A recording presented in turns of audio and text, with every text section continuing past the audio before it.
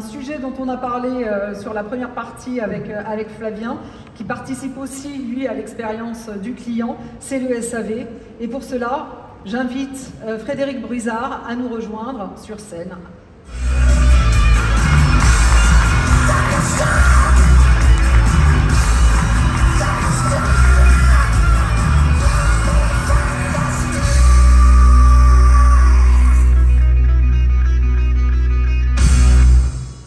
Bonjour Frédéric, bonjour, et bienvenue. Marianne. Merci de nous accueillir. Eh ben, merci d'avoir accepté cette invitation et de parler en direct au réseau.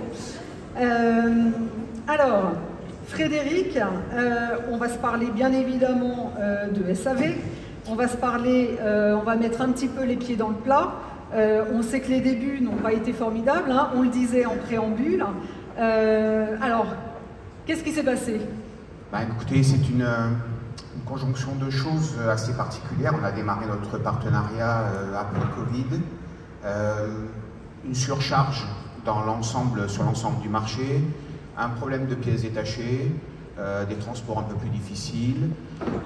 Ça a été les principaux points. Ensuite, vous êtes passé d'un process avec une expérience client qui était internalisée à un autre process. En fait, on a fait un switch off, switch on en une journée.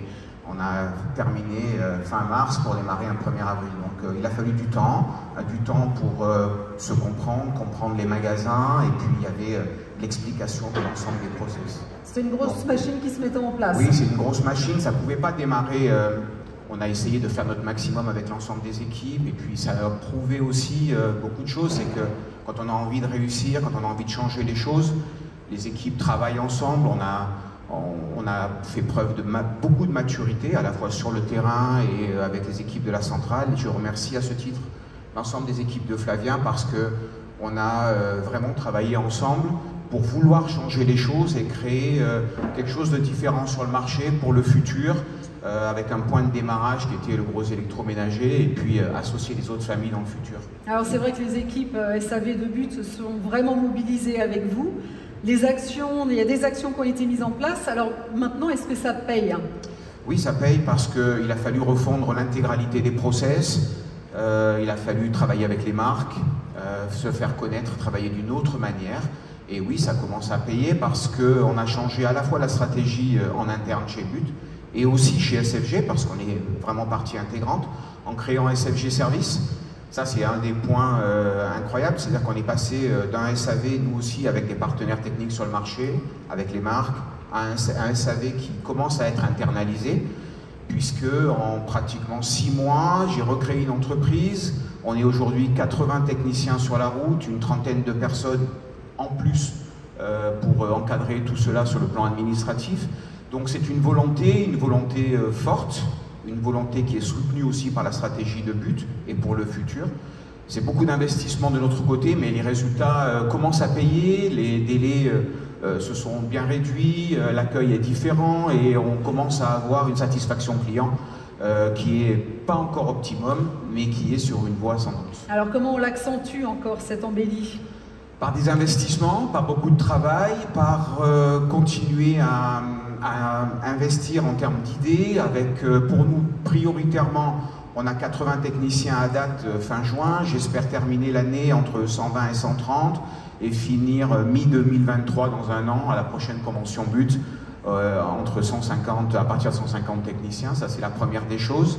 On a analysé les zones un peu à risque, les zones un peu tendues avec les magasins, pour que nos commerciaux puissent aider les magasins à comprendre mieux cette stratégie, et puis plus de proximité et du recrutement de techniciens avec de la formation. Ça, c'est les premières choses. Et puis dans les investissements, on va travailler sur la partie service client en visio. On a commencé à en parler. Ça sera le futur pour mieux diagnostiquer, et surtout s'engager en termes de SAV dans la réparabilité, et engager But sur une politique de réparabilité avec des produits plus fiables, et puis une stratégie plus claire sur ce sujet. Donc on va continuer à investir et à échanger ensemble. Alors c'est plutôt rassurant, hein, ce que tu nous dis. Après, voilà, il faut que ça soit durable, que les investissements continuent, bien évidemment, pour avoir la totale adhésion de cette collaboration. Oui, ça passe par un peu de patience. Bien sûr. Je comprends que c'est parfois difficile. En tout cas, je voudrais vous remercier au nom des pratiquement 300 collaborateurs d'SFG de votre proximité, du travail que vous avez fait avec nos équipes sur le terrain.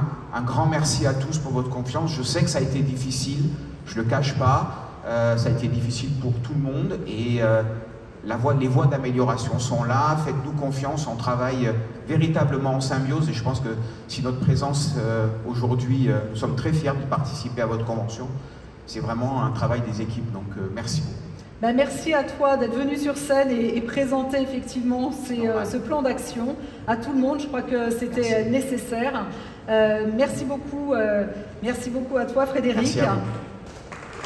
Et je précise qu'un atelier sera dédié cet après-midi au SAV. Vous pourrez poser aussi toute question à Frédéric Brizard et ses équipes, ainsi qu'à Bruno et ses équipes, Bruno Bachelard également, pour l'atelier qu'ils vont se partager cet après-midi. Merci à tous les deux.